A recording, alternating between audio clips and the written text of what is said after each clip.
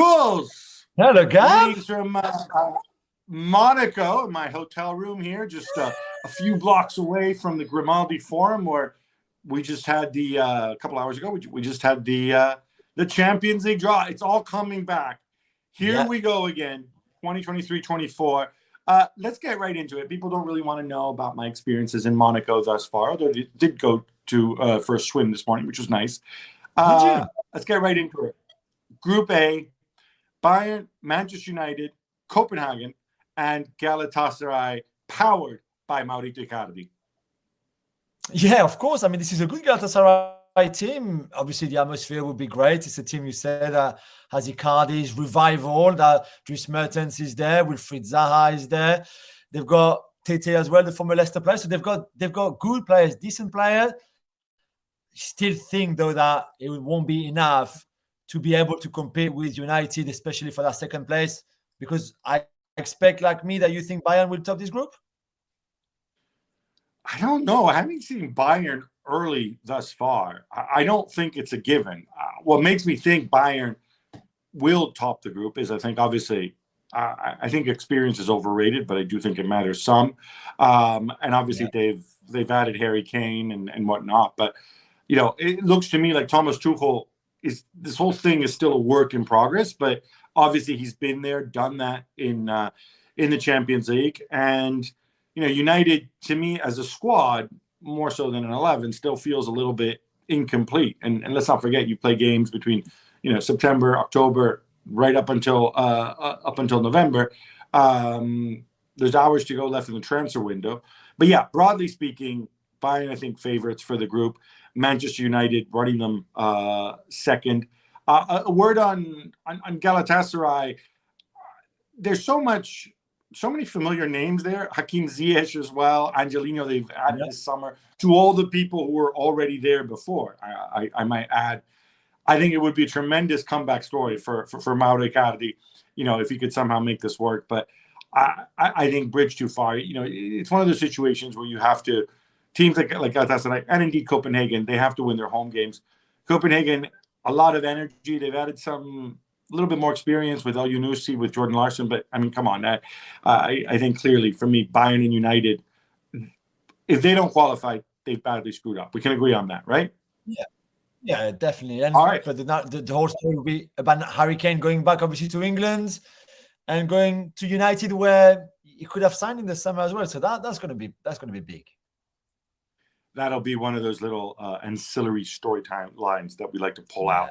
Let's move to Group B. It's Sevilla, Arsenal, PSV Eindhoven, and Lens. I suspect I know who you would like to go through. I think if you're Arsenal, I think you're absolutely laughing at this one, because Sevilla, I know the European record and all this stuff, but they're selling everybody. They start the season with, 3 consecutive losses? It just looks really, really uphill for Mendilibar. Completely, I think you're right. This is a good draw for Arsenal. I think they should be happy with it. You don't take anything for granted, of course, and you haven't been in this competition for 7 years, so you can't really be bragging either.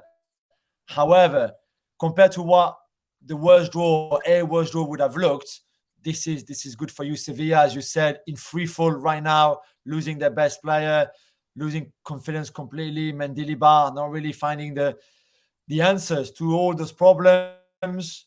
PSV Eindhoven, who Arsenal faced last season in the Europa League group stages, they lost away in Eindhoven. They won at home. By the time Ruud van Nistelrooy was the manager, now our favorite ball guy, Peter Bosz, is there, and his crazy tactics and stuff. And we saw them doing really well against Rangers, of course, to qualify and destroying them. They've got some really good young players, but you still think that Arsenal should have enough to beat them.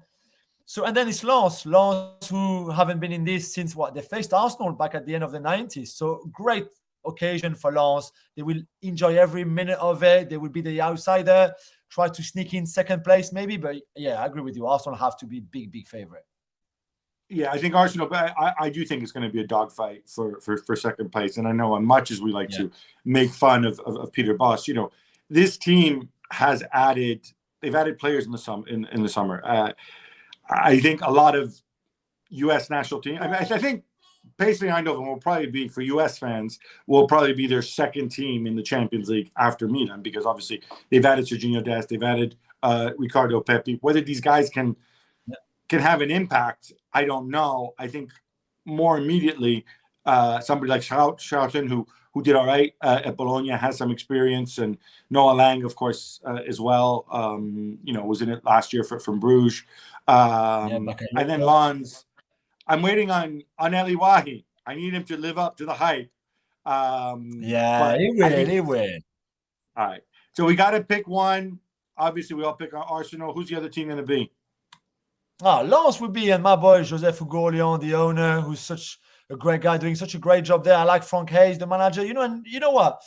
Lens haven't started well this season, okay, but their underlying stats are still very good. They play with intensity. They press high. They've got that in them. So whatever happens to them, it will be very entertaining. It will be fun to watch Lens against all those teams, Sevilla, Arsenal, PSV.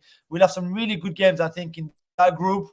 And I really hope that Lens, Eli Wahi especially, because I think I've got a lot of expectation, a lot of time for him in the Champions League with Lens, will do well. So I will go a 1-2 of Arsenal and Lens.